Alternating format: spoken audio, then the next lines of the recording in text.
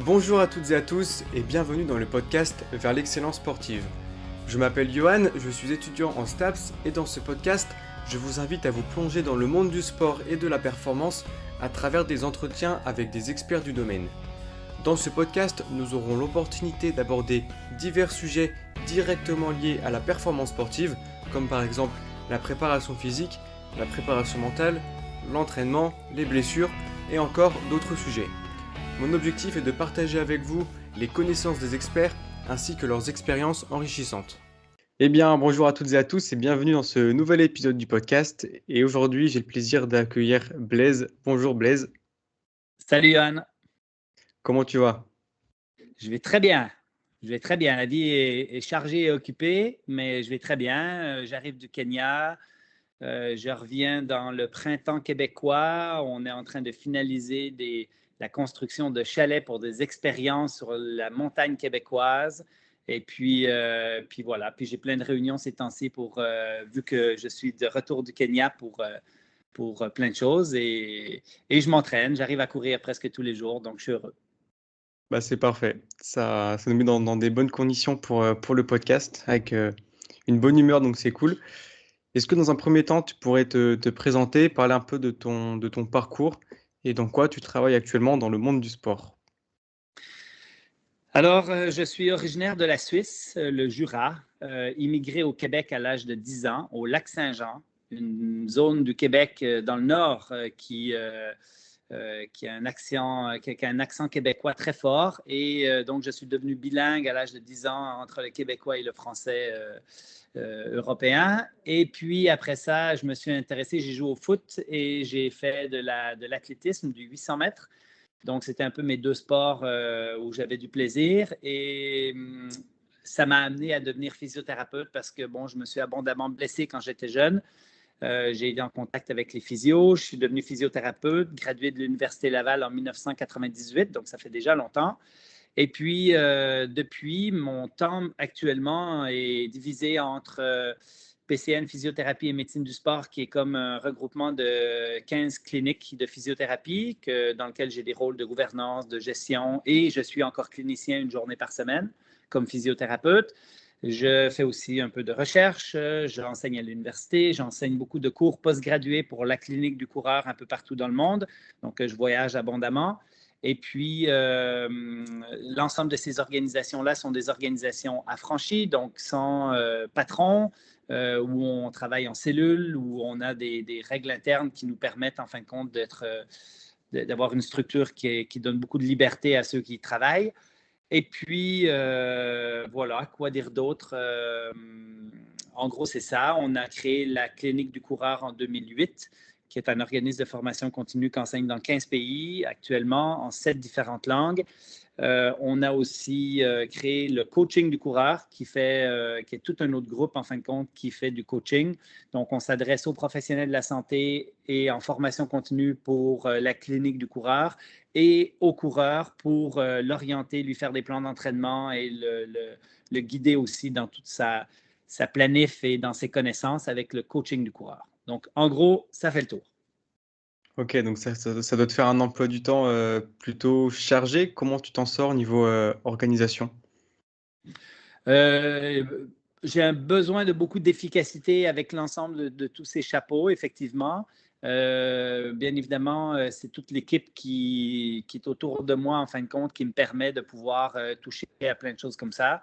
Ma blonde, ma femme, puis après ça, mes collègues à PCN, à la clinique du coureur. Bien évidemment, quand tu es dans une structure où les meilleurs font ce qu'ils aiment faire, c'est-à-dire que les tâches d'une organisation sont distribuées pour que ce soit les meilleurs qui les fassent, ça fait en sorte, en fin de compte, que tu n'es pas obligé de toucher à tout, de faire du micromanagement et puis de finalement te préoccuper des choses dans lesquelles tu es le meilleur. Donc, je m'occupe beaucoup de la culture organisationnelle, je m'occupe beaucoup des aspects plus de gouvernance, en même temps que je suis un enseignant de bonnes pratiques en course à pied avec la clinique du coureur et un clinicien avec PCN.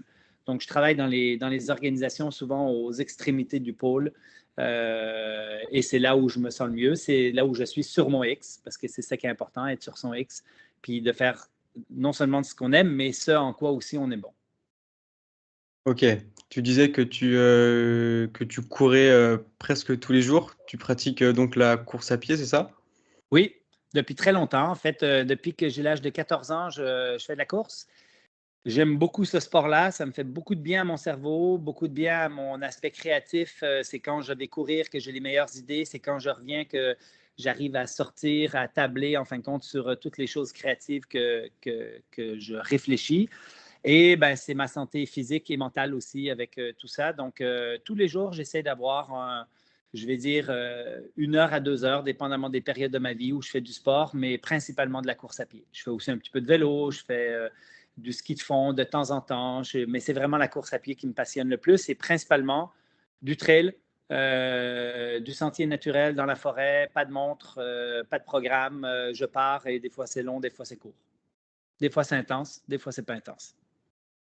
OK, et c'est vrai que quand on part, bah, moi, ça m'est arrivé justement hier. Je suis parti sans téléphone, sans musique, sans traquer un peu les données, et c'est vrai que niveau, psychologique, niveau mental, c'est complètement différent et j'ai l'impression que ça libère beaucoup plus. Donc on parle de santé physique, mais pour la santé mentale aussi, c'est très, très efficace.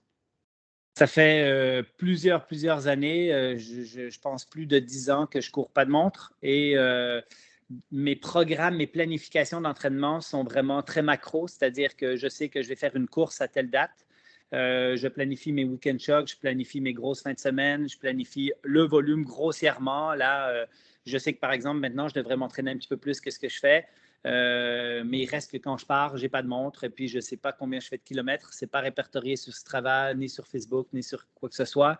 Et puis, en fait, c'est beaucoup au plaisir. Et puis, si tout d'un coup, une journée, j'ai un petit peu d'énergie puis je me sens bien, ben, je fais des petits tempos et un peu de vitesse. Et puis voilà. Et puis, grossièrement, je sais que dans une semaine, j'essaie de faire une qui est un peu plus longue. J'en fais une qu'on va commencer à faire du dénivelé un petit peu plus, une autre où on va faire un petit peu plus de tempo vitesse. Le reste, c'est des jogs, du remplissage. Et puis, une fois par mois ou par 6 semaines, j'essaie de me planifier un week-end choc. Donc, je te donne un exemple. On va à Chamonix pendant l'UTMB pour enseigner. Ben, je sais que cette fin de semaine de l'UTMB, je vais faire 80 kilos en 2 jours parce que j'ai des plans toujours d'aller faire des kilomètres verticaux, d'aller à l'envers de la course pour voir les athlètes et ainsi de suite. Donc, ma planification, elle est très grossière, mais absolument pas limitative par rapport à ma vie. OK, bah, c'est intéressant. Après, je pense que pour des sportifs de plus haut niveau, où il y a vraiment des objectifs, on va dire, professionnels derrière, il vaut mieux quantifier un peu plus, les kilomètres, les charges d'entraînement, et cetera. Certainement, certainement. Je veux pas me donner en exemple, je parle juste de ce que je fais moi, avec des Oui, bien sûr. objectifs sportifs qui sont clairement pas compétitifs, parce qu'en plus, je suis très mauvais sur du long. Donc, autant je m'en sortais quand même correct pour. J'ai jamais été un athlète très rapide, mais je m'en sortais correct sur les distances courtes parce que je pense que j'ai des qualités physiques qui m'amènent à pouvoir faire un 2 minutes 01 sur 800 mètres, un 2,40 sur 1000 mètres quand j'étais plus jeune. Présentement, quand je fais de la longue sortie, des longues distances, je suis mais archi mauvais. C'est plus l'envie d'aller explorer le territoire, de monter en haut d'une montagne qui m'amène à courir longtemps que mes qualités physiques, clairement. OK. Bah, écoute, c'est quand même un partage d'expérience qui est intéressant. Ce qui nous amène à un premier sujet, assez large, mais c'est le travail d'endurance, en course à pied. Est-ce que dans un premier temps, tu pourrais nous citer les avantages, physiques, psychologiques, physiologiques de la course à pied, en relation aussi avec les certaines limites que pourrait avoir, la course à pied? Je pense notamment en termes de blessures qu'on pourrait avoir à court terme et à long terme. Est-ce qu'on a c'est quelque chose qu'on entend souvent, on peut avoir mal aux genoux si on court beaucoup, notamment peut-être en ville, sur des surfaces, plus contraignantes comme les routes, et cetera. Voilà, je te laisse un petit peu faire, l'état des lieux, de la course à pied. Ouais. Alors, les avantages de la course à pied sont énormes, phénoménales, autant sur la mortalité que la morbidité des individus. C'est-à-dire qu'on sait actuellement, avec une abondance de sciences, avec des revues systématiques avec des centaines de milliers, voire des millions de personnes, parce qu'on a des études avec vraiment des nombres impressionnants, des revues systématiques, des méta-analyses qui nous montrent que quand on court régulièrement, quand on fait une activité cardiovasculaire régulièrement, dont la course à pied, on arrive à réduire le risque de décès de façon importante. On est à 27 % de réduction de risque de décès, donc c'est des risques relatifs, bien évidemment, comparés à ceux qui sont sédentaires. Certaines études montrent que l'activité cardiovasculaire régulière, c'est-à-dire, je vais reprendre, l'inactivité physique tue plus de gens actuellement que le diabète, l'obésité et la fumée de cigarette réunis. Donc, l'inactivité physique est une problématique de l'homme moderne qui est extrêmement importante actuellement. Et le fait de faire de l'activité physique cardiovasculaire avec les dosages minimums recommandés par les comités d'experts qui sont en gros 5 fois 30 minutes par semaine, donc 2h30 distribué comme tu veux, ou tu es essoufflé, ou tu trouves ça moyennement difficile. À partir de ce moment-là, tu as des effets qui sont optimaux pour ta santé. Et les effets sont croissants avec le volume. Donc, plus tu en fais, plus les effets sont grands. Il semble y avoir un effet de renversement à un moment donné, mais on ne sait pas trop où elle est actuellement. Le fait de faire de la course à pied régulièrement, de faire une activité physique cardiovasculaire régulièrement, a des effets protecteurs sur plein de maladies modernes. Les maladies cardiovasculaires sont réduites jusqu'à 35 %. Le diabète de type 2 jusqu'à 60 %. Les cancers, plusieurs cancers, à peu près tous les cancers, mais principalement les hormonodépendants. Je prends le cancer du sein, jusqu'à 60 % moins de cancer du sein chez ceux qui font de l'activité physique cardiovasculaire régulièrement. La course à pied, particulièrement sur le risque de fragilité osseuse, d'ostéoporose et de fractures chez les personnes âgées, entre autres de la hanche. Sur le long terme, ça réduit même les symptômes et la prévalence de l'arthrose de genou. Donc ça, c'est un mythe qui a été longtemps perpétué. Si tu cours beaucoup, longtemps, tu vas développer de l'arthrose aux genoux, aux hanches, tu vas avoir des problèmes articulaires. En fait, la course est un aspect protecteur. C'est-à-dire que plus tu fais de la course régulièrement, plus tu vas avoir des cartilages qui sont solides et qui sont résistants.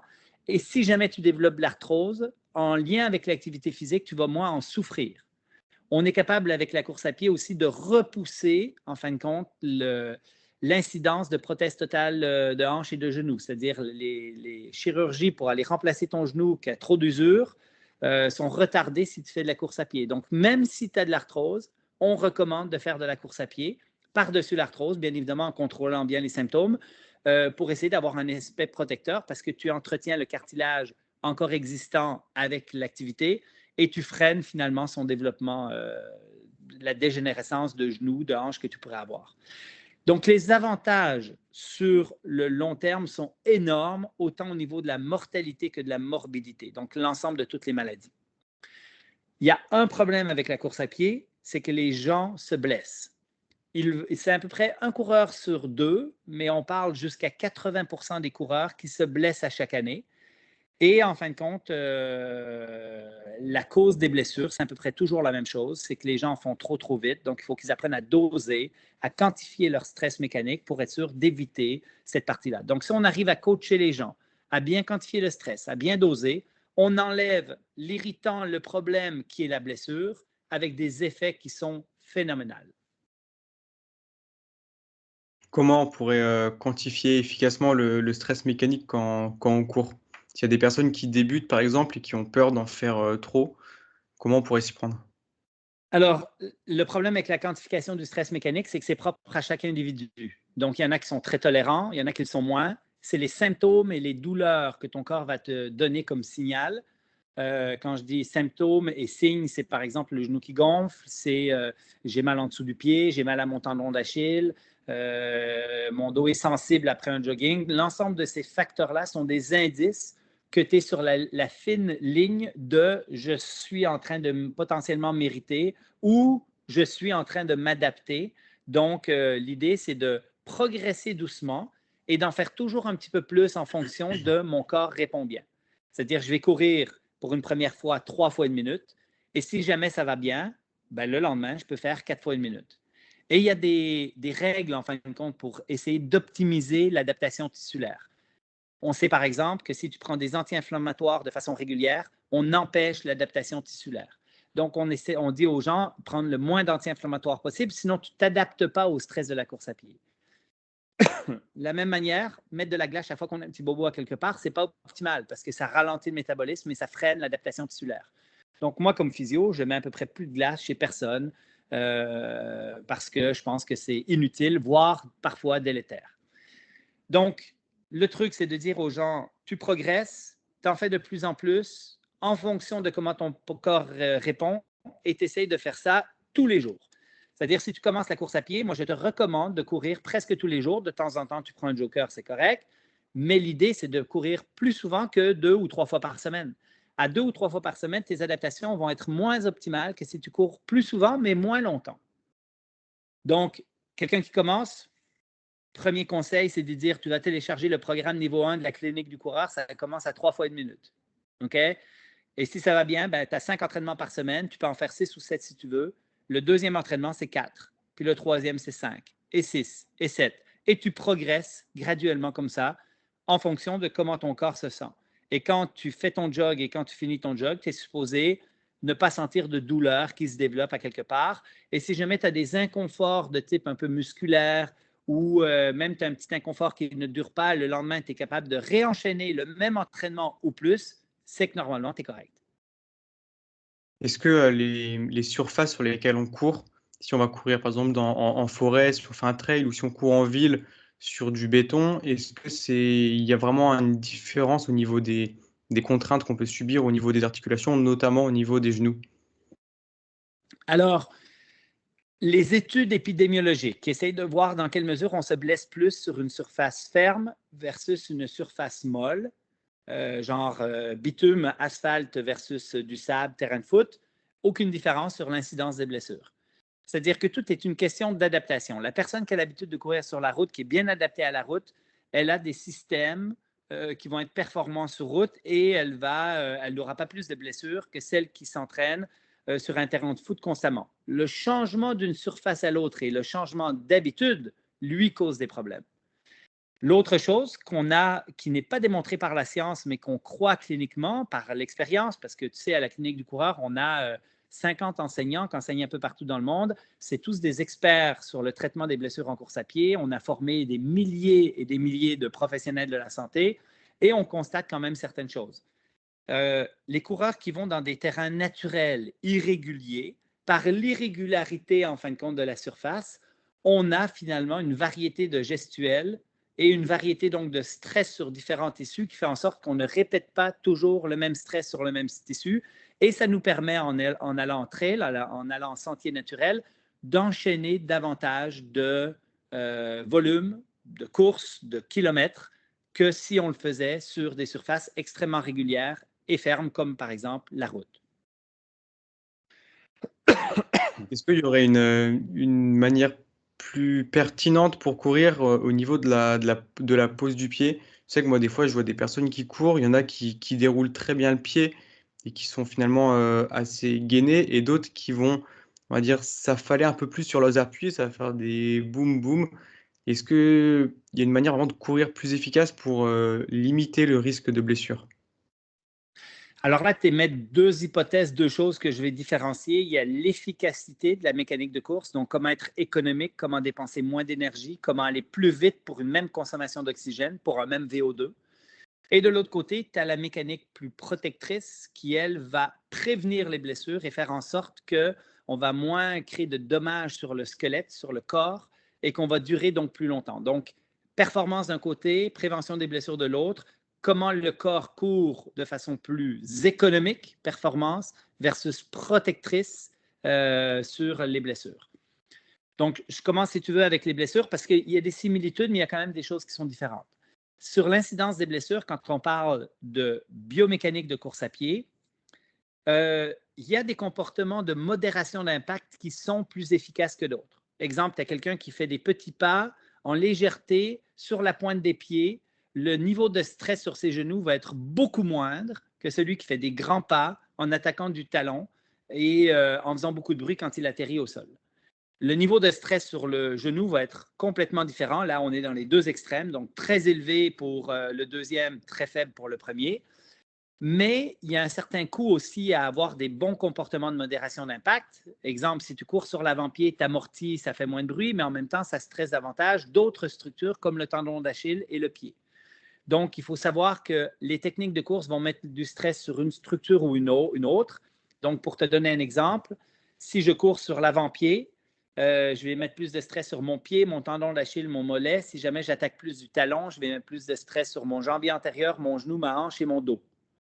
Donc, les techniques vont amener des stress qui sont différents et donc potentiellement une probabilité de blessure, surtout si jamais c'est une technique nouvelle, récente, auquel on a changé, potentiellement plus de blessures sur une structure ou une autre. Il y a des aspects de la technique de course qui vont avoir tendance à réduire le stress pour à peu près tout le corps, comme les aspects de cadence. La majorité des coureurs récréatifs vont en faire 155 pas par minute. Ça veut dire qu'ils vont faire des grands pas. Et si jamais ils apprenaient à faire des pas un peu plus petits, ils vont avoir tendance à réduire le stress sur à peu près tout le squelette. Donc, autant au niveau du pied, de la cheville que du genou, que de la hanche, les pas plus courts ont tendance à réduire le stress sur le squelette et réduire les forces d'impact et l'onde de choc aussi. Bien évidemment, il y a plein de petites exceptions. Si jamais vous augmentez la cadence, vous amène sur l'avant-pied, vous allez quand même stresser davantage votre pied, votre tendon d'Achille, etc. Mais dans le macro, dans le général, faire des petits pas, faire moins de bruit quand on court, sont les deux choses au niveau technique de course qui nous amènent à modérer les forces d'impact et à faire moins de bruit. Et il y a des études, il y en a une entre autres de Chan qui montre que si on fait moins de bruit quand on court, qu'on réduit les vitesses de force d'impact, qu'on réduit le bruit qu'on fait, qu'on appelle en anglais le vertical loading rate. Si on réduit cette chose-là, en fin de compte, c'est qu'on pourrait avoir un aspect protecteur. Ils ont fait un suivi sur 1 an et il y avait 62% moins de blessures chez le groupe qui attaquait plus léger que chez le groupe qui attaquait plus lourd. On a associé aussi cette vitesse de force d'impact, donc le bruit, à des pathologies comme les fractures de stress au niveau tibial. Par contre, les études prospectives ne nous montrent pas que si on évalue des gens puis qu'ils ont des forces d'impact importantes, il y en a qui sont pleinement adaptés, donc ils font du bruit, mais ils sont pleinement adaptés, donc leur structure s'est solidifiée à travers le temps. Et ces personnes-là, en fin de compte, ne sont pas plus à risque que les personnes qui courent plus léger. Mais si on apprend à des gens plus lourds à courir plus léger, on a moins de risque de blessure sur un horizon d'1 an et probablement plus. On a besoin de plus d'études pour confirmer certaines choses, mais de façon générale, si tu es un débutant, je vais tout de suite miser sur des bons comportements de modération d'impact et je vais te donner 3 conseils. Tu fais des petits pas, 180 pas par minute si jamais tu ne sais pas comment les faire et que tu veux les valider avec une montre. Ce n'est pas un chiffre magique, c'est plus ou moins 10, mais clairement, il y a quelque chose qui se passe autour du 180 pas par minute. La deuxième chose, c'est faire moins de bruit. Et la troisième chose, c'est d'avoir des souliers plus minimalistes qui n'induiront pas involontairement des biomécaniques non protectrices. Parce que plus ta chaussure est grosse, plus elle t'amène à attaquer du talon et plus elle t'amène à ralentir ta cadence. Donc, les 3 conseils pour un débutant, des petits pas, pas de bruit, des chaussures plus minimalistes, 70% d'indice minimaliste grossièrement. Celui qui court depuis longtemps, qui n'a pas de problème, qui ne veut pas améliorer ses performances, donc qui ne cherche pas à être plus efficace ou qui ne cherche pas non plus à être plus protecteur dans sa technique de course, il est satisfait de ce qu'il a, il est satisfait de ce qu'il fait, il ne se blesse pas de changement d'habitude. Je reviens sur les 180 pas par minute que tu as dit. Est-ce qu'il y a une grosse différence en fonction de la longueur des segments? Quelqu'un qui aurait je sais pas, des fémurs ou des tibias plus ou moins longs, c'est de là que vient le plus ou moins 10 ou il peut y avoir des différences encore plus grandes? Non, effectivement, le plus ou moins 10 inclut à peu près tous les paramètres autres externes. C'est-à-dire quand tu évalues des populations, par exemple, qui sont pieds nus, la cadence moyenne est autour de 182, 184. Quand tu regardes la cadence moyenne des athlètes élites qui font de la performance, cadence moyenne 180 à 185. Quand tu regardes à vitesse de jogging, les Kenyans sont en moyenne à 170, 175. On a quelques études où ils ont du 168 à 6 minutes le kilo. Donc, ça veut dire très lentement, ils ont quand même des cadences élevées. Ça ne prend que le coureur récréatif qui n'a pas beaucoup de bagages de course à pied et qui a des grosses chaussures dans les pieds pour avoir des cadences de 140, 150, voire 160. Donc, quand on parle de 180 plus ou moins 10, ça inclut l'ensemble de tous les paramètres. Mettons un bon point. En marche, par exemple, la grandeur des segments, plus tu es grand, plus tu es capable de marcher vite pour une même cadence parce que la longueur de tes segments a un effet direct. En course à pied, on a un temps de contact, on a un temps de vol. Donc, les segments ont beaucoup moins d'influence qu'à la marche, mais ont quand même une petite influence. Quand tu regardes la moyenne des coureurs qui ont des jambes plus longues versus plus courtes, les personnes sont plus petites, ont tendance à avoir des cadences quand même plus élevées, mais qui est légèrement plus élevée. L'autre paramètre aussi, c'est qu'on voit souvent dans ceux qui dénigrent un peu la cadence de 180 parce qu'on s'attaque toujours à quelque chose comme le chiffre magique de 180. Mais ce qu'on constate en fin de compte, c'est que plus tu vas vite, plus la cadence augmente. Mais l'augmentation de la vitesse et de la cadence, c'est que tu peux doubler ta vitesse pour une augmentation de cadence chez les athlètes aguerris là, qui va être de 6, 8, maximum 10 %. Donc, la personne, elle part de 168, admettons, dans le plus bas, moyen, à 182, admettons, à 3 minutes, le kilo est à 182, à 6 minutes, le kilo est à 168. On a une augmentation de cadence qui est moins de 10 %. La longueur des pas, elle, pour une augmentation d'une vitesse qui va doubler, donc je pars à 6 minutes le kilo, je vais à 3 minutes le kilo, l'augmentation de la longueur des pas, elle, va augmenter de 90 %. Donc, ce qui est intéressant là-dedans, c'est que la cadence va être relativement stable, peu importe la vitesse, dans un objectif d'être économique. Il y a une augmentation de vitesse, de cadence avec l'augmentation de vitesse qui est subtile. Et les différences de longueur de membres inférieurs, les différences de longueur, amènent des changements aussi subtils de la cadence. La chaussure, moderne, absorbante, épaisse, amène des changements de cadence qui ne sont absolument pas subtils. C'est la cause numéro 1 de l'altération de la biomécanique, c'est-à-dire je vais attaquer du talon, je vais avoir des cadences plus lentes et je vais faire plus de force, d'abord et avant tout à cause de la chaussure.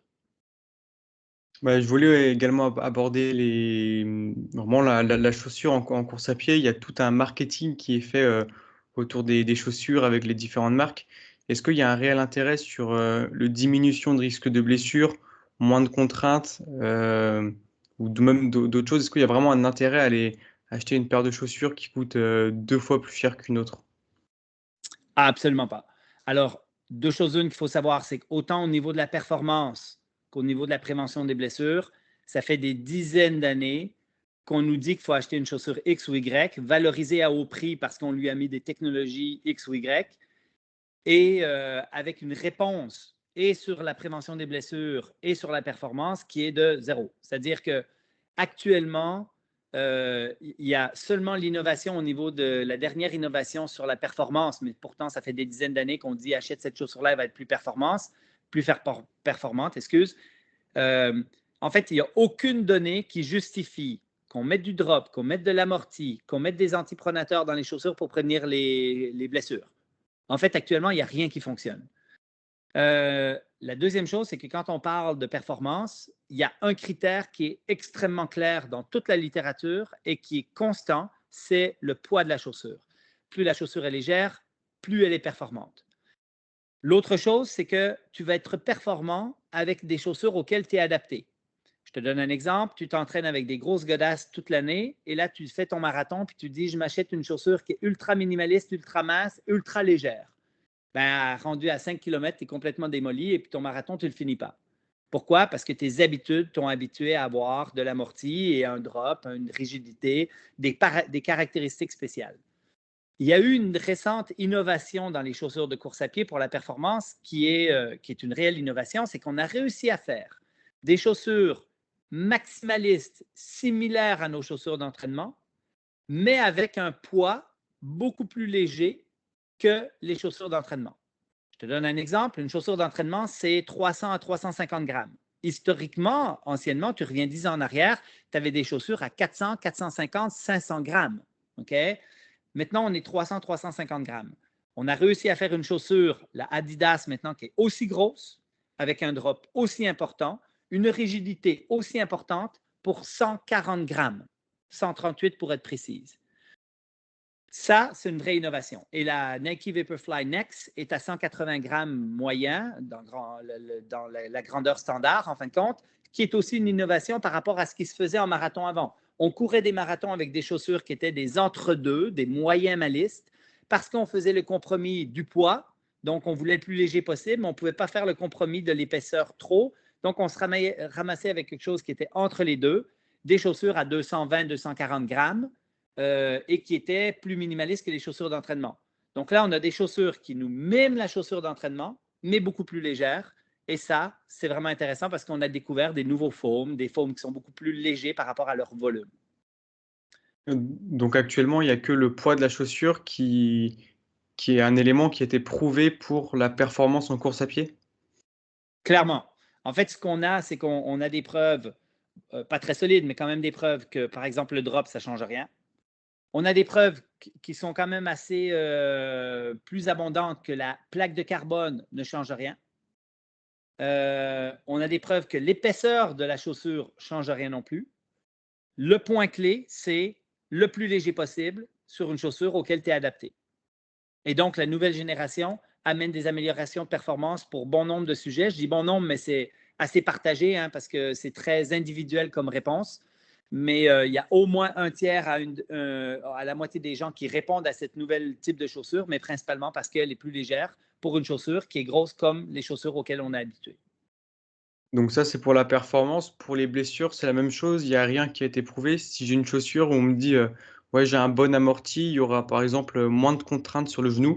C'est quelque chose que j'ai déjà entendu. C'est faux. Ouais. Alors, c'est plus que faux. C'est que si tu mets plus d'amorti, tu as plus de contraintes sur le genou. Ça, on a des bonnes données.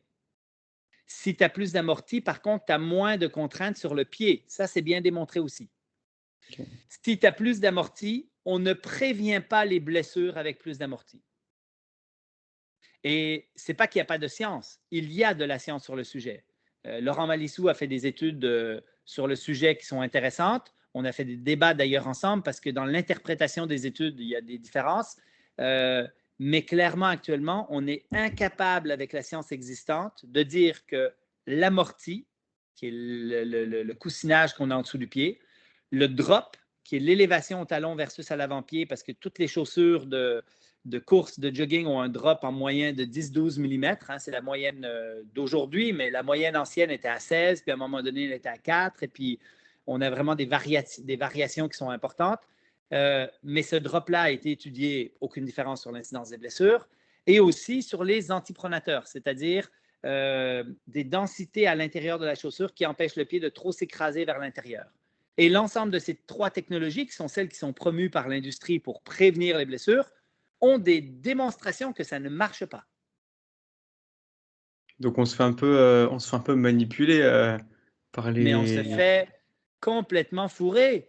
On se fait complètement avoir. Je ne sais pas comment vous dites en Europe, mais c'est clairement, on perpétue le mythe de l'amorti et le paradigme de l'amorti, de l'antipronateur et du drop de façon continue. Et plus que ça, c'est que les compagnies le font de façon délibérée pour vendre, même s'ils savent que ça ne marche pas vraiment, et on a tous des croyances, mais on a tellement des croyances fortes que même les chercheurs, eux, étudient ces aspects-là pour essayer de voir si ça fonctionne ou pas, en ayant un biais qu'on pense que ça fonctionne.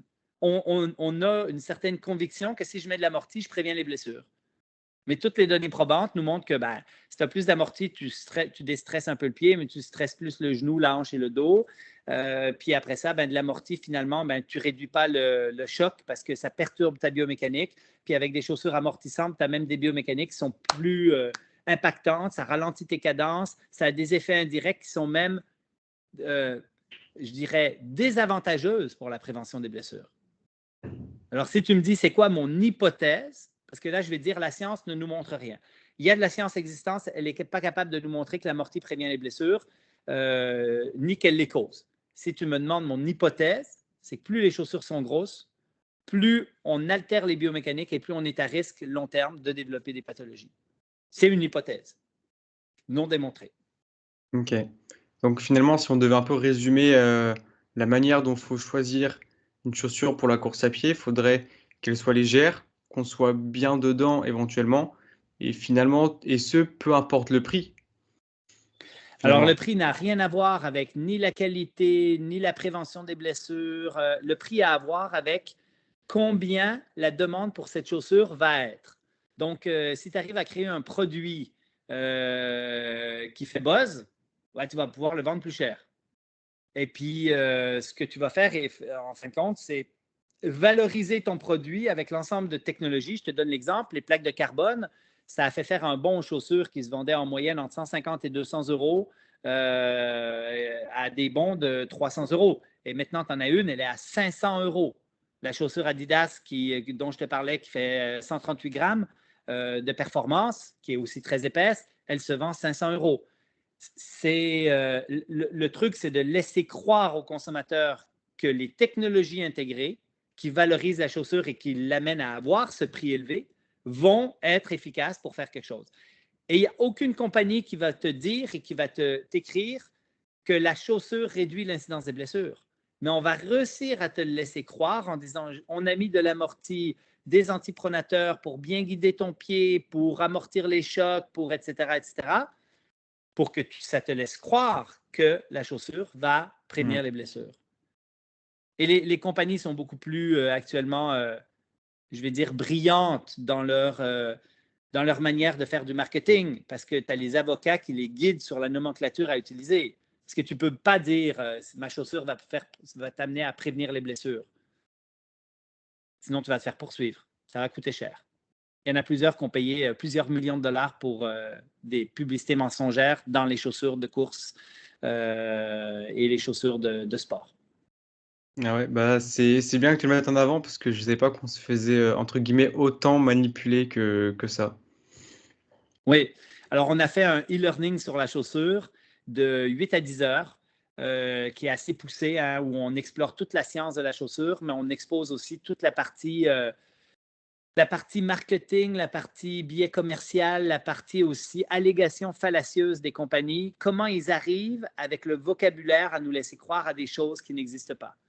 Et il y a tout un chapitre là-dessus parce que c'est assez passionnant quand même de voir comment on arrive à nous avoir, en fin de compte, à nous faire payer le gros prix pour des choses qui n'existent pas. Ok, bah écoute, très, très intéressant. J'aimerais venir un peu sur les blessures à long terme de la course à pied. Tout à l'heure, tu avais parlé de l'arthrose. Est-ce que le fait de courir pendant, on va dire, vraiment plusieurs années, est-ce que ça peut avoir des incidences sur, par exemple, les ménisques ou les ligaments et causer des petits soucis à long terme? Je parle vraiment à long terme. Alors non, la course à pied a un aspect protecteur. Tes ménisques vont être plus en santé, ton cartilage va être plus en santé, ton os va être plus en santé. Tu as moins de chances de développer de l'arthrose si tu cours régulièrement dès le bas âge que si tu ne cours pas et que tu es sédentaire. Clairement. Et Donc là-dessus, il y a des revues systématiques. Allenton Jelly, qui est une revue systématique, ils ont regardé 125 000 coureurs. Donc, on n'est pas dans des petites études, on est dans des grosses études et la conclusion est très claire. Ok, donc ce sont plutôt des idées reçues, le fait que ça abîme les genoux, entre guillemets, etc. Oui, mais ce n'est pas juste que ça abîme pas les genoux, c'est que ça protège les genoux. Et c'est là qu'il faut aller plus loin. C'est que les gens disent oh, ouais, tu es sûr que ça abîme pas les genoux. Non, c'est pas juste que ça abîme pas les genoux. C'est que si tu cours régulièrement, tes genoux vont devenir plus solides, ton cartilage va devenir plus solide et va devenir plus tolérant et moins vulnérable à avoir des blessures plus tard. Mais toujours dans un entraînement qui est bien calibré avec une bonne charge, parce que comme tu l'as dit au début, si on en fait trop directement, sans principe de progressivité, là, on peut avoir des petits soucis. Oui, mais souvent, c'est des soucis aigus. Je me suis fait mal au tendon d'Achille, je me suis fait mal au fascia plantaire, j'ai une douleur rotulienne au niveau du genou, qui sont les pathologies les plus fréquentes. Mais les études qui ont évalué dans quelle mesure on développait de l'arthrose plus tard avec la course à pied ont pris des populations qui n'avaient aucun souci de la quantification du stress mécanique, donc plein de gens qui ont exagéré là-dedans. Ils ont pris des gens qui avaient des grosses chaussures et des cadences lentes parce que c'est la moyenne standard. Donc, ça veut dire que même avec tous les paramètres qui sont contre les blessures, qui sont en fin de compte, qui vont dans le sens des blessures, donc j'ai une cadence lente, je fais beaucoup de bruit quand je cours, j'ai des grosses chaussures, puis je quantifie pas bien mon stress parce que je suis un coureur comme tout le monde, donc je cours comme je peux, puis comme j'ai envie. Même avec tout ça, la course à pied a un aspect protecteur sur l'arthrose de genou. Puis, tu Ok. vas probablement, par contre, te blesser au tendon d'Achille, tu vas te faire une tendinite de genou ou quelque chose en lien avec le fait que tu as exagéré, tu as été trop vite. Mais même ces populations-là ne développent pas plus d'arthrose de genou, voire moins. C'est super intéressant et du coup, ça m'amène un peu à faire un lien avec de la préparation physique pour des sportifs de d'autres sports qui pourraient utiliser la course à pied pour développer leur endurance, leur système aérobie, etc. Ouais. Moi, j'ai déjà entendu que pour des sportifs qui font un sport où il y a déjà pas mal de contraintes sur le bas du corps, rajouter de la course à pied, ça pourrait rajouter plus de contraintes au niveau du bas du corps et donc qu'un travail de type endurance sur vélo, par exemple, pourrait être plus intéressant. Qu'est-ce que tu en penses dans ce contexte-là de l'utilisation de la course à pied?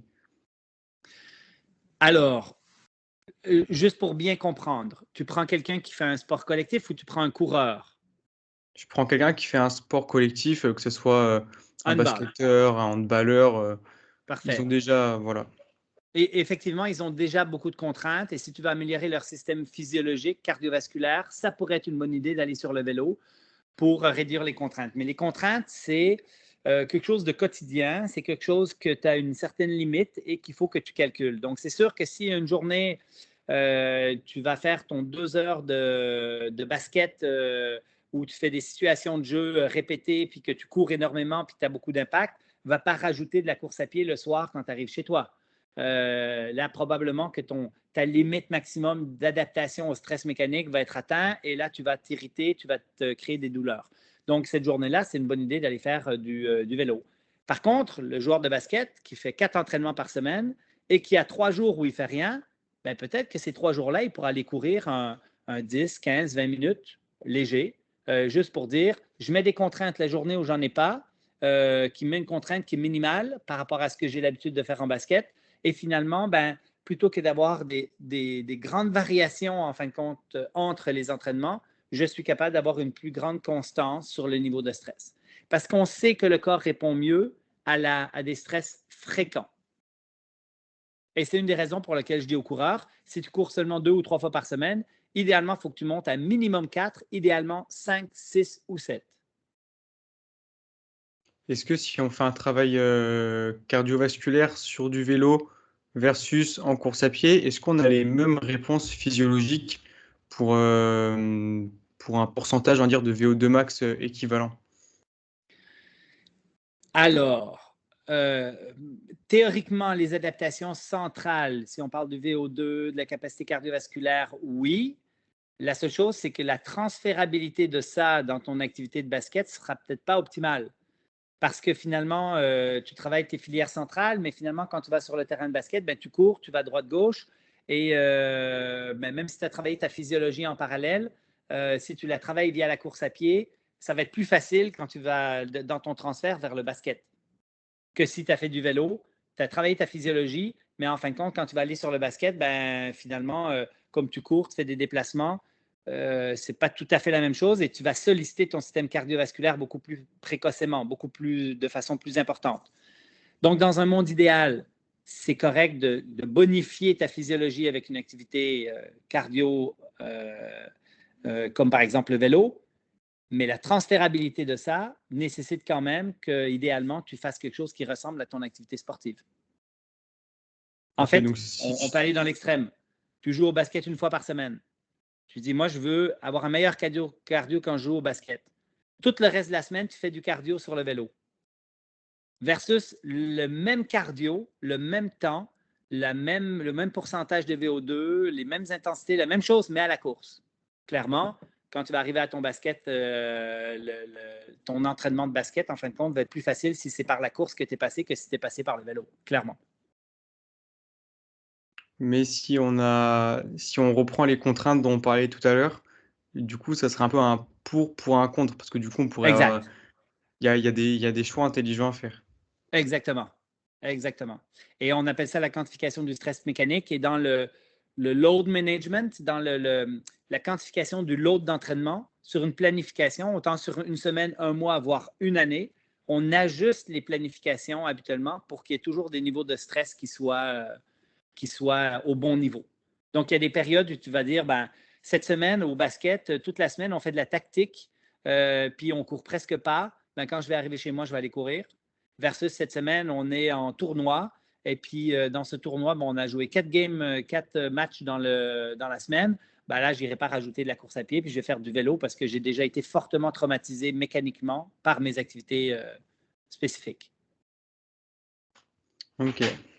Avant de passer sur un deuxième sujet, est-ce que tu voudrais rajouter quelque chose qu'on n'aurait pas évoqué sur le travail en course à pied? Non, peut-être une chose qui est intéressante, c'est je t'ai dit dans les règles, courir souvent, c'est une bonne chose. L'autre chose aussi, c'est que quand on a des stress mécaniques importants, genre je joue au basket puis je veux aller faire de la course à pied la même journée, on recommande de laisser 6 heures entre deux stresseurs mécaniques importants pour que le corps ait le temps de récupérer et qu'il ne tombe pas en catabolisme en fin de compte si jamais les deux activités sont trop rapprochées l'une de l'autre. Donc, le temps de récupérer pour que le stimuli du deuxième stress amène à nouveau un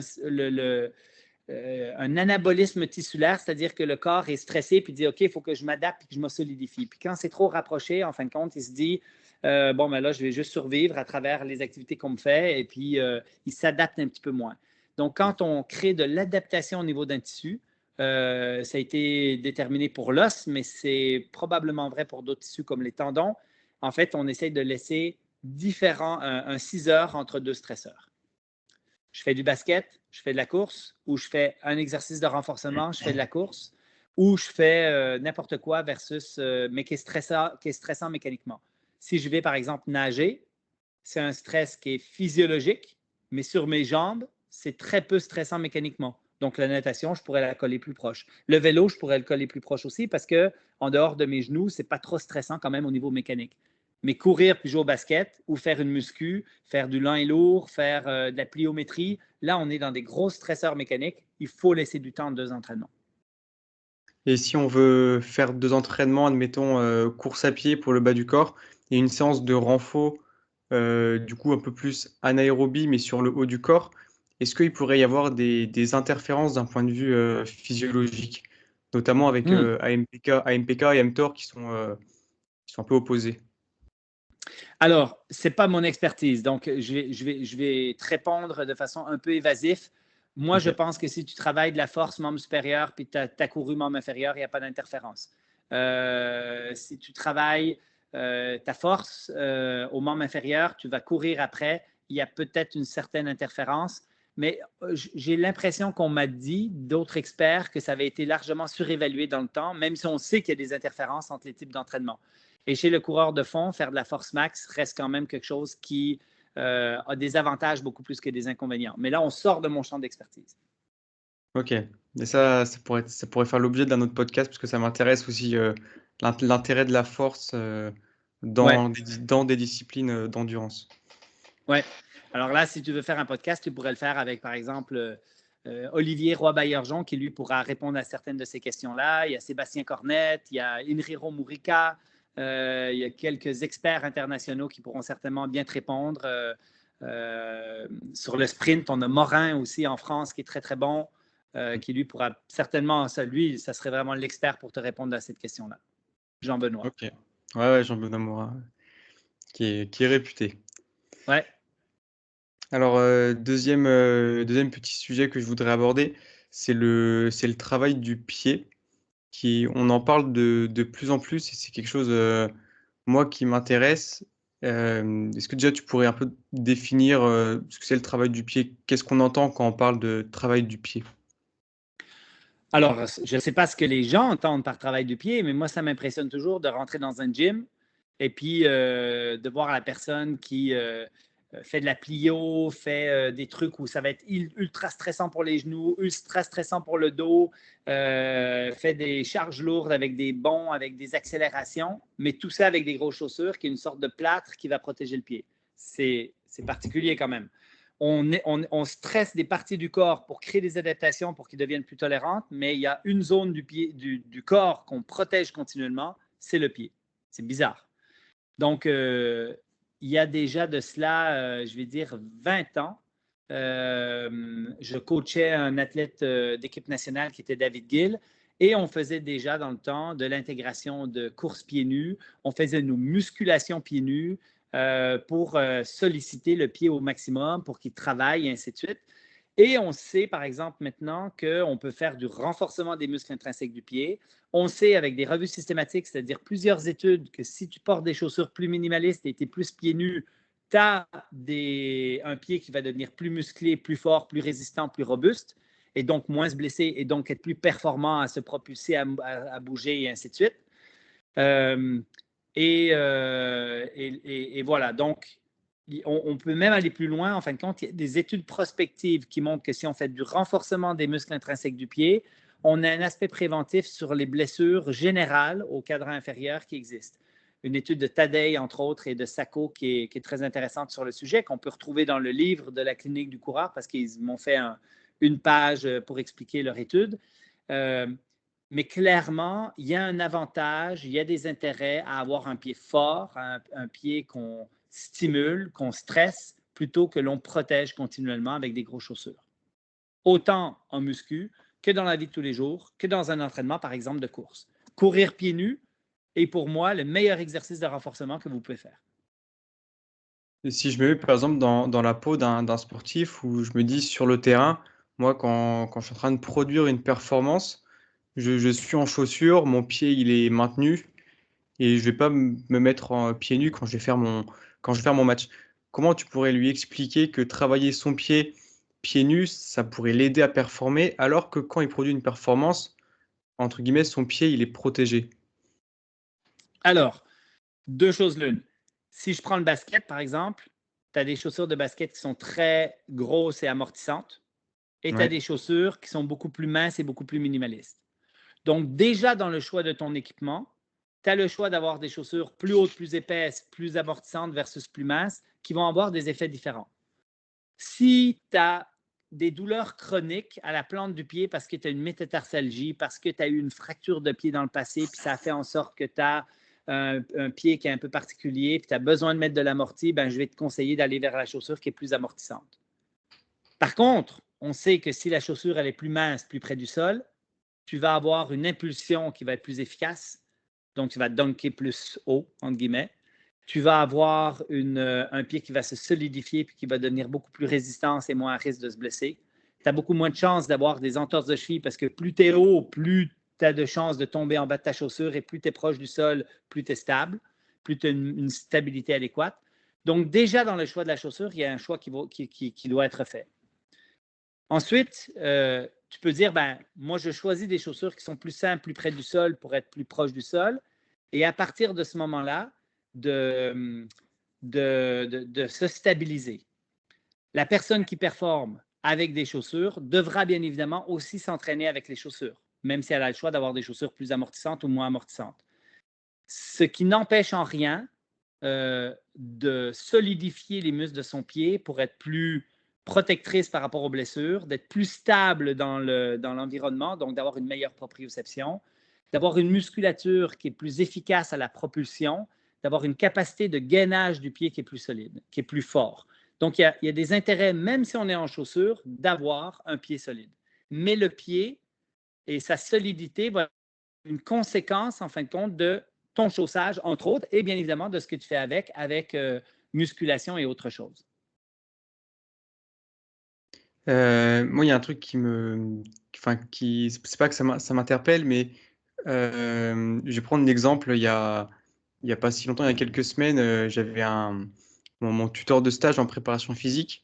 À l'échauffement, il avait dit aux joueurs d'enlever leurs chaussures et il a fait un travail de pied que j'ai trouvé très intéressant. Et je me suis dit, c'est vraiment bien de faire ça, j'aime bien ce qu'il fait. Mais je me dis, il l'a fait juste une fois et après, on n'a pas énormément non plus de séances avec nos sportifs. Comment on pourrait faire plus de travail de pied par rapport au peu de temps qu'on a finalement? Comment on pourrait répéter ce travail et pas juste le faire une fois parce qu'on a un peu de temps, mais vraiment le faire régulièrement pour avoir les bénéfices? Oui, parce qu'il faut savoir que la pire chose qu'on peut faire, c'est le faire une fois trop longtemps. Alors là, c'est la meilleure manière de blesser un pied parce qu'il n'est pas adapté. Tu te mets pieds nus, tu dis, OK, on va jouer une petite game de basket, pieds nus pendant 15 minutes juste pour qu'on fasse du travail de pied. Je donne un exemple tout bête. Ça, c'est la meilleure manière de blesser tes athlètes, puis d'avoir un pied qui va être endolori pendant quelques jours sans que tu aies aucun avantage sur ta santé ou sur la prévention des blessures. Le mieux, c'est de répéter régulièrement un stress qui est on va te mettre pieds nus quand on va faire de la muscu. À tous les débuts de match, on va courir pieds nus en rond autour du terrain de basket pour aller faire un petit peu de travail de pied puis solidifier le pied. La première fois, on ne fait que 1 minute. Et si ça va bien, la deuxième, on fera 2. Et si ça va bien, on fera 3. Mais on y va de façon très, très graduelle et progressive en s'assurant que ça ne réveille pas de symptômes. Et de cette manière-là, la récurrence du stimuli, comme n'importe quel muscle, tu vas faire des biceps une fois au gym, ça ne change rien. Tu peux prendre aussi lourd que tu veux, ça ne changera rien. C'est la récurrence du stimuli qui va amener des adaptations. Donc, le truc, c'est d'intégrer, en fin de compte, dans l'entraînement, et moi, je le conseille au début de l'entraînement parce que le pied est encore sec, il n'est pas trop moite, et puis ça va être la peau va être un peu plus tolérante, et on est capable de bien quantifier le stress dans ce début d'entraînement pour après ça enfiler les chaussures régulières pour finir ton entraînement. Mais le temps passé pieds nus pourrait augmenter tranquillement, et c'est la récurrence du stimuli qui est important. Faire 2, 3 entraînements par semaine où tu intègres un petit peu de pieds nus. Ça, c'est la première chose. Mais après ça, il y a une autre chose. C'est que là, on peut éduquer les athlètes à dire, dans la maison chez toi, essaye d'être plus pieds nus. Quand tu vas en muscu, porte des chaussures ultra minimalistes. Si on ne peut pas être pieds nus, ça peut être des five fingers. Il ne faut pas s'échapper de poids sur les pieds, mais même avec des chaussures régulières, c'est la même chose. Mais en fait, pour faire travailler les pieds, pour que quand tu fasses des exercices pliométriques, quand tu fasses des sauts, quand tu fais de la muscu en force, que juste aller chercher les poids pour faire du haut de corps, marcher pieds nus avec des poids dans les mains, c'est déjà du travail de pied. Donc, il y a une possibilité d'intégrer tout ça dans la vie quotidienne. Je te donne un exemple. Mon poste de travail, c'est une table qui monte et qui descend. Je peux la monter et en dessous de mon poste de travail, je suis assis sur un ballon suisse qui fait travailler mon dos, mais mon ballon est déposé sur un tapis roulant. Donc, de mon poste de travail, je peux être assis sur un ballon qui fait travailler un peu ma proprio lombaire et tout, ou je tasse le ballon, je me mets debout, je pars ma machine et je cours à 2 miles, ça veut dire 3,5 km à l'heure, pas vite, juste pour dire que je marche pendant que je continue de travailler sur mon ordi. Et là, je fais ça pieds nus, donc je fais mon travail de pied, je suis actif, je bouge. C'est une manière d'intégrer l'activité dans notre vie de tous les jours, le travail de pied dans notre vie de tous les jours. Donc finalement, faire l'échauffement pieds nus, par exemple, que ce soit des tours de terrain ou un travail de gamme athlétique, intégrer ça pieds nus de manière progressive, ça serait déjà très pertinent pour les sportifs. Certainement, certainement. Et quand on dit gamme, je vais être quand même assez prudent. Si tu fais des griffés, si tu fais des choses qui amènent de la friction au sol, il faut quand même être un petit peu plus prudent. Mais oui, corde à sauter, les gammes standards, genoux hauts, talons fesses, clairement, ça peut tout se faire pieds nus. Encore une fois, le pied nu trop vite est un facteur de risque aux blessures. Il faut que ça soit intégré très graduellement. Ok, c'est très, très intéressant. Tu parlais du coup là, on travaille le pied en courant, en marchant, pieds nus. Est-ce qu'il y aurait d'autres manières? Je pense que du coup, il faudrait peut-être prendre du temps à part lors des séances de physique. Est-ce qu'il y aurait du renforcement intéressant à faire? D'autres types de travail, on va dire, complémentaires à la marche ou la course pieds nus? Alors, oui, on peut donner des exercices de renforcement du pied. Alors, on a plein de gammes de pieds qu'on peut faire. Gros orteils dans les airs, les autres orteils dans les airs, abduction des orteils. Il y a plein de choses qu'on peut faire. Mais le plus efficace, le plus étudié, c'est le short foot, c'est le pied court. On essaie simplement de ramener, en fin de compte, l'arche plus court en travaillant les muscles intrinsèques du pied. Et on a des vidéos là-dessus sur le canal YouTube de la Clinique du coureur que vous pouvez retrouver. C'est des exercices assez simples. On a des fiches techniques sur comment faire l'exercice. C'est des choses qui peuvent être intégrées. Mais qui n'est pas super motivant pour bon nombre de personnes. Je n'ai pas beaucoup de patients, moi, qui adorent faire leurs exercices de renforcement du pied. À la limite, ils les font quelques jours, quelques semaines et après ça, ils abandonnent. Donc voilà. Donc, l'idéal reste quand même d'intégrer de façon inconsciente du renforcement du pied. Et comment on pourrait le faire de manière inconsciente? Ce serait juste la marche pieds nus ou il y aurait d'autres moyens? Être plus pieds nus, être plus en chaussures minimalistes pour la vie de tous les jours et faire de la course à pied et du sport avec des chaussures plus minimalistes. Tout ça va renforcer le pied de façon aussi, voire plus efficace que le renforcement. Et qu'est-ce qui se passe concrètement au niveau du pied quand je suis pieds nus par rapport à quand je suis aux chaussures? C'est quoi la réelle différence qui fait que du coup le pied va s'adapter et va être plus fort? Alors, il y a deux, trois éléments. Le premier, c'est qu'il y a une flexibilité, en fin de compte, du gros orteil et des orteils qui est beaucoup plus important. Dans la chaussure, en fin de compte, le pied est un peu, surtout sur des grosses chaussures rigides, maintenant avec plaques de carbone, effet de berceau, on n'a presque plus d'extension au niveau des orteils. Donc, il y a beaucoup moins de sollicitation de l'extension et donc du travail de support à la flexion, c'est-à-dire les muscles, eux, qui vont tenir les orteils, qui vont faire travailler les orteils, déjà travaillent beaucoup moins. Ça, c'est la première chose. La deuxième chose, c'est que pour amortir le choc au sol dans une chaussure avec amorti, en fin de compte, le pied travaille 2 fois moins. Et c'est la raison pour laquelle ces chaussures-là sont intéressantes pour protéger le pied quand le pied est blessé.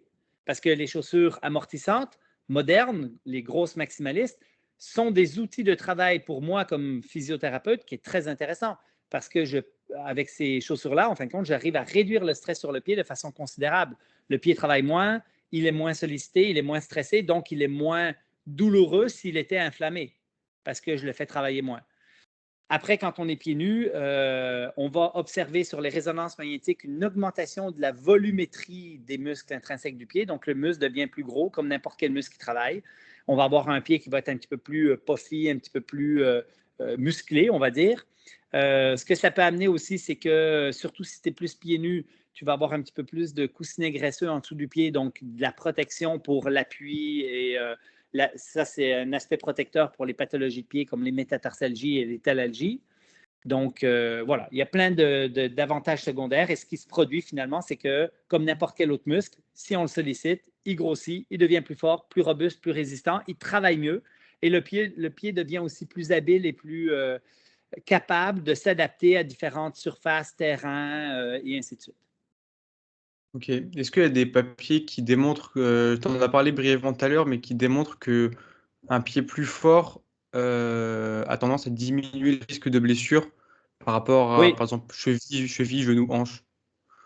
alors oui, l'étude de Tadei et de Sacco, qui est une étude randomisée contrôlée de bonne qualité, que vous pouvez retrouver dans le livre, mais que vous pouvez aussi retrouver sur PubMed. En fait, cette étude-là, en fin de compte, montrait une réduction de l'incidence des blessures de 62 et ça, c'est toutes blessures confondues. C'est-à-dire, ce n'est pas juste les blessures du pied, c'est aussi les autres blessures ailleurs. Cette étude-là nécessite d'être répliquée, elle nécessite d'être confrontée avec une nouvelle population, un nouveau groupe de recherche, mais c'est très encourageant quand même de voir que si on a un pied fort, on a la possibilité de réduire les blessures de façon générale. Et les études sur, par exemple, les fessiers, sur le quadriceps et sur d'autres groupes musculaires nous montrent que finalement, on n'arrive pas à prévenir des blessures en particulier, mais nos hypothèses restent quand même que si on rend le corps plus robuste avec un programme de musculation quelconque, que ce soit du travail de pied, du travail de gainage, de tronc, de hanche, de genou, qu'en devenant plus résistant au stress mécanique, on peut prévenir les blessures, même si la science n'est pas très, très, très claire sur l'ensemble de ce sujet-là. Ok. Est-ce que, parce que là on parle de renfort, en général c'est un peu lié aux étirements. Est-ce que des étirements pourraient diminuer le risque de blessure? Que ce soit au niveau du pied, je ne sais pas trop si ça se fait, des étirements au niveau du pied, mais aussi d'un point de vue un peu plus global. Les études qui montrent que les exercices d'assouplissement réduisent l'incidence des blessures sont très limitées. On n'a vraiment pas beaucoup de sciences qui justifient ces parties-là. Si jamais on en a, c'est parce qu'on les fait à distance de l'entraînement et non pas avant l'entraînement. Et on parle, bien évidemment, on n'a aucune étude sur l'assouplissement du pied en tant que tel. On a des études sur l'assouplissement du mollet, des grands groupes musculaires, Hmm. mais ça reste une science assez fragile et aussi assez vieille. C'est-à-dire que le stretching n'intéresse plus grand chercheur actuellement. Il y a très peu d'études qui sont publiées sur le stretching. Ok. Avant de passer sur les questions de fin, est-ce qu'il y aurait quelque chose que tu aimerais rajouter sur le travail du pied? On a évoqué pas mal de choses. Est-ce qu'il y aurait d'autres éléments importants que tu aimerais mettre en avant? Je pense qu'on a fait le tour, mais si je synthétise, c'est n'oubliez pas votre pied dans la muscu. On l'oublie toujours. On fait plein de choses partout, mais on fait ça avec des grosses godasses, donc ce n'est pas optimal. Si vous voulez le muscler, faites-le de façon inconsciente et indirecte, c'est plus payant. Plus de chaussures minimalistes, plus de pieds nus. Il y a des exercices qui existent qui sont du renforcement du pied et le meilleur, c'est le short foot exercise que vous pouvez retrouver sur le site de la Clinique du Coureur. Ok, bah écoute, j'espère que ça va servir à plusieurs personnes parce que c'est vrai que c'est un type de travail qu'on voit de plus en plus, comme je dis tout à l'heure, mais c'est quand même un travail qu'on ne voit pas non plus énormément par rapport au travail global des membres inférieurs ou des membres supérieurs. Est-ce que tu aurais une expérience à nous partager, une expérience que tu aurais peut-être pu vivre avec un sportif ou une expérience que tu aurais vécue toi seul en tant que pratiquant, où tu aurais mis quelque chose en place et il en est sorti vraiment quelque chose de positif. Voilà, un partage d'expérience tout simplement. Alors, je vais revenir longtemps dans le temps. Je m'entraînais et je coachais David Gill, qui est un athlète de l'équipe nationale sur 800 mètres, qui faisait une 47, qui a fait beaucoup de jeux. On a eu la chance de faire des championnats du monde universitaires ensemble et de faire des jeux un peu partout. Et c'est en étant proche d'athlètes de haut niveau comme ça, en pratiquant la course à pied, parce que je m'entraînais avec lui aussi, que finalement, on a élaboré la quantification du stress mécanique et certaines théories qui maintenant sont enseignées dans plein d'universités à travers le monde, qui, en fin de compte, sont vraiment des choses très terrain. C'est-à-dire comment on arrive à expliquer, avec notre compréhension du terrain, comment on arrive à expliquer ce que la science nous démontre. Et la quantification du stress mécanique est un bon exemple de ça. J'ai commencé en 2000-2001 à dessiner un programme jusqu'au moment où j'ai fait un document PDF, jusqu'au moment où on l'a peaufiné, on l'a amélioré et que maintenant, il y a des présentations qui sont clés en main qu'on donne à des universités pour éduquer les futurs coachs et les futurs professionnels de la santé, physio, chiro, médecins, podiatres, podologues, à expliquer ça aux coureurs et aux autres sportifs. Et l'outil de la quantification du stress mécanique est un des outils qui a été développé pendant que je courais avec David Gill et qu'on faisait des jeux et qu'on se disait comment on peut bien expliquer cette chose-là. Voilà. Ok, très intéressant. Tu parles beaucoup d'études scientifiques, de papiers qui démontrent certaines choses. Comment tu arrives un peu à savoir si vraiment l'étude, il n'y a pas trop de biais qui pourraient faire qu'on ne pourrait pas la prendre au pied de la lettre? Et comment tu gères un peu avec ce qu'on pourrait faire sur le terrain qui n'est pas démontré scientifiquement? Voilà, le décalage un peu entre la science et le terrain et voilà, comment vraiment interpréter ce qui est dit dans les études. Ouais.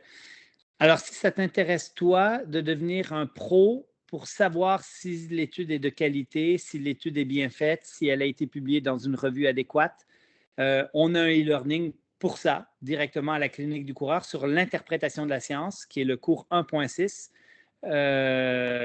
qui est sur la science, mais de façon très applicable et très pratique.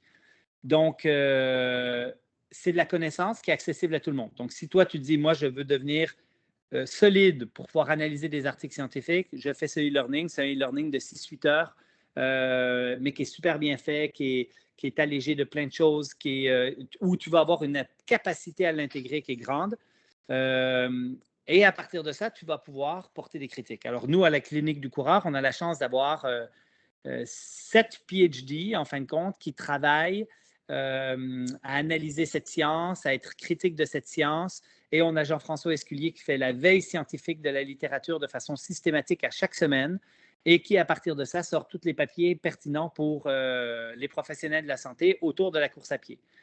On a des groupes de scientifiques, en fin de compte, qui vont être capables de juger de la qualité de ces études, de juger du risque de biais et de décortiquer, en fin de compte, ces études-là pour en faire des applications pratiques. Et c'est ça qu'on fait à la Clinique du Coureur, c'est qu'on synthétise cette science avec un aspect critique très aiguisé et très fort et beaucoup de rigueur pour pouvoir l'enseigner aux professionnels de la santé et de l'entraînement. Donc, le coach qui veut savoir c'est quoi l'état de la science, il peut faire notre formation 1.0, 1.7 qui le certifie de la Clinique du Coureur.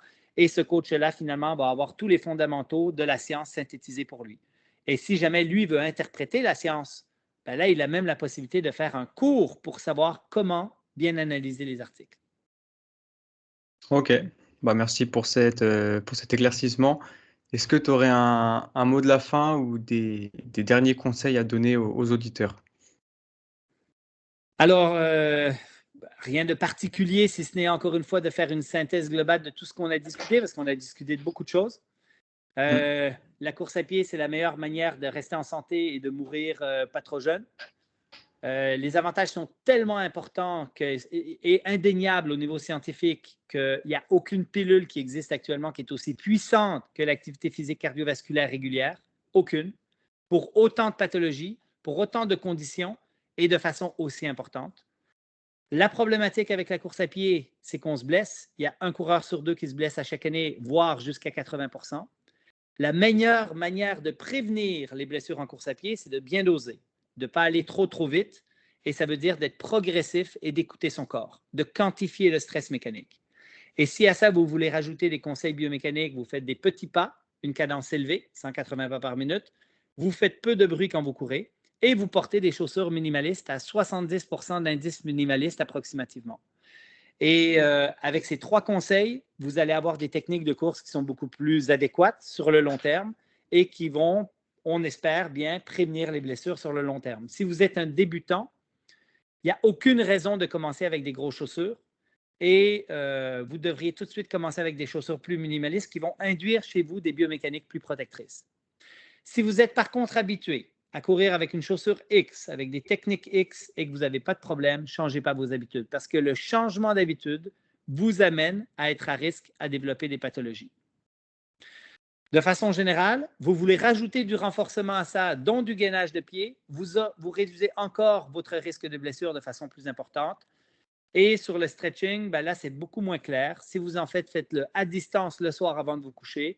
Et de cette manière-là, vous allez peut-être, si vous êtes raide de nature, avoir un petit aspect préventif, mais qui est scientifiquement un peu flou. Voilà, ça Ok. synthétise tout ce qu'on a vu aujourd'hui. J'ai rapidement deux petites dernières questions. Où on peut trouver les chaussures minimalistes?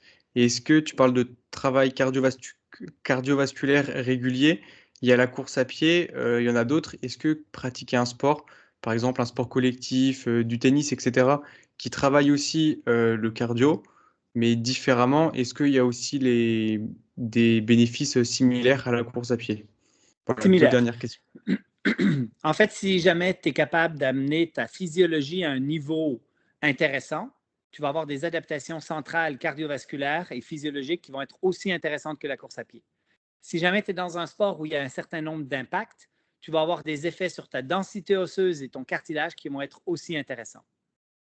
Donc, oui, c'est possible d'avoir une variété de différentes activités. Si tu fais du vélo une fois par semaine, ce n'est pas si grave. Si tu fais de la course une fois par semaine, tu es plus à risque de te blesser quand même quand tu cours. Donc, on recommande, par exemple, pour la course à pied, d'avoir une fréquence de course à pied qui est minimum de 4 fois par semaine. L'autre chose, ton autre question, c'était, je l'ai perdu. Où trouver des chaussures minimalistes? Alors, c'est de plus en plus compliqué. On nous impose actuellement des chaussures maximalistes dans à peu près toutes les boutiques. On est en train d'essayer de faire des ententes avec des boutiques pour qu'ils soient capables d'offrir des services qui sont intéressants. Donc, par exemple, Terre de Running est une des regroupements avec lesquels on est en échange actuellement pour qu'ils puissent avoir un service adéquat pour les professionnels de la santé qui réfèrent et qui vont avoir un certain nombre de chaussures minimalistes, mais c'est de plus en plus complexe parce que les compagnies ne les fournissent plus. Donc, dans la mesure où vous n'avez pas un conseiller qui peut vous orienter et qui a un choix de chaussures minimalistes, moi, les miennes, je les achète la majorité du temps sur Internet parce que je ne les trouve plus dans les boutiques proches de chez moi. Et ça, c'est un vrai problème. Il y a des Ok. marques particulières qui font des chaussures très minimalistes. Vivo Barefoot, Xero Shoes, il y en a plein d'autres. Et il y en a qui sont dans l'entre-deux, qui sont intéressants pour les coureurs, comme Innovate, quelques chaussures aussi de Ultra Running. Donc, on a quelques gammes de chaussures qui sont tenues par certaines boutiques qui sont intéressantes. L'intérêt d'aller dans une boutique et d'aller voir un spécialiste, c'est qu'il va pouvoir c'est un expert du fitting, donc il va pouvoir vous donner la chaussure qui est le plus approprié pour votre longueur et largeur de pied. Ça, c'est le premier truc. Et qui va pouvoir vous donner aussi plein de conseils parallèles qui sont des conseils sur la course à pied, dans la mesure, bien évidemment, où ces personnes-là sont éduquées adéquatement aux bonnes pratiques et non pas aux pratiques marketing des compagnies qui les éduquent malheureusement la majorité du temps. Ok, ça marche. Bah, c'est bien de le mettre en avant parce qu'on a parlé beaucoup de chaussures, etc. Mais où les trouver, je pense que du coup, tout le monde n'avait pas la réponse. Mais Ouais. écoute, on arrive sur la fin du podcast. Je te remercie beaucoup pour ton intervention, pour tout ce que tu as pu apporter en course à pied et sur le travail du pied notamment. Donc voilà, je te remercie pour ton temps. C'était un plaisir, Johan. On se reprend quand tu veux. Ça marche. Si les auditeurs veulent te retrouver, voir un peu le travail que tu produis, où est-ce qu'ils peuvent se rendre? La clinique du coureur, du coup, j'imagine? Oui, la clinique du coureur.com, on a tous les médias sociaux qui vont avec et Blaise Dubois sur Instagram. Je pose de temps en temps des petits trucs. Donc, vous pouvez me suivre sur mes médias sociaux à moi aussi. Ok, bah c'est parfait. Je te remercie encore une fois et je vous dis au revoir à tout le monde. Salut. Ciao! J'espère que cet épisode vous a plu. Si c'est le cas, je vous invite à vous abonner, partager l'épisode et laisser une évaluation au podcast. N'hésitez pas à me faire des retours en commentaire pour faire évoluer le podcast. Vous pouvez retrouver le podcast ainsi que l'invité sur les réseaux avec les informations en description. Merci pour votre écoute et je vous dis à bientôt pour un nouvel épisode.